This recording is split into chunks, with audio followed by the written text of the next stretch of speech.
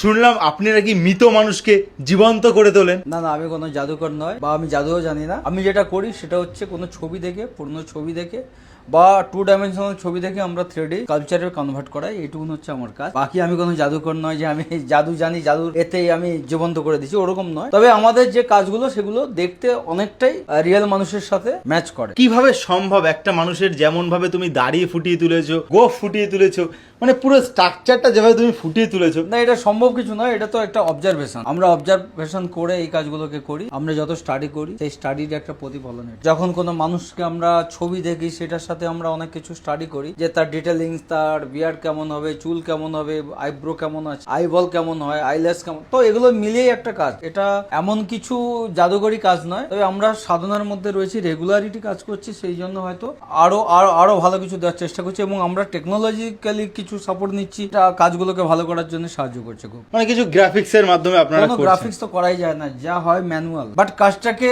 Comparison করার জন্য, compare করার জন্য যতটুকু দরকার সেটা আমরা টেকনোলজির সাহায্য নেই। বাট কিন্তু প্রত্যেকটা কাজ এখানে কিন্তু হাতে, এখানে কোনো মেশিনারি কাজ নেই। যতটুকু দেখছেন প্রত্যেকটা জিনিস হাতে। এই যে মানুষটাকে যে তুলে ধরেছে, যে শিল্পী করেছেন, পুরো হাতে করেছেন। আমরা পুরোটাই হাতে করি। আমরা এখানে কোনো টেকনোলজির কোনো ব্যাপার নাই। এক একটা চুল আমরা গ্রাফটিং করি। আগে রিয়েল ড্রেস আছে সেগুলো কিন্তু অ্যানাটমিক্যালি আমরা চেষ্টা করি।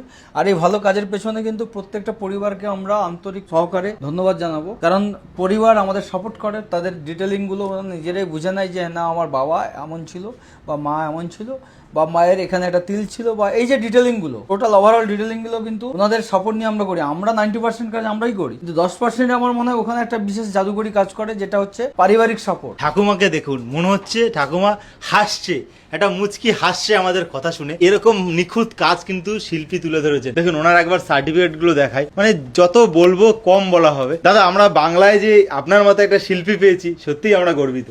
দেখুন দাদা, আমি ধন্যবাদ জানাবো আমার বাংলাকে, কারণ বাংলা ছিল বলে হয়তো আমরা এখানে কাজ করার সুযোগ পাচ্ছি, এভাবে কাজ করার সুযোগ পাচ্ছি। কত অ্যাওয়ার্ড! না না, অ্যাওয়ার্ডটাই তো মাপকাঠি, ঠিক কিছুটা হলেও মাপকাঠি, কিন্তু বাকি মাপকাঠি কিন্তু আমাদের প্রত্যেকটা কাজেই কিন্তু মাপকাঠির পরিচয় দিতে হয়।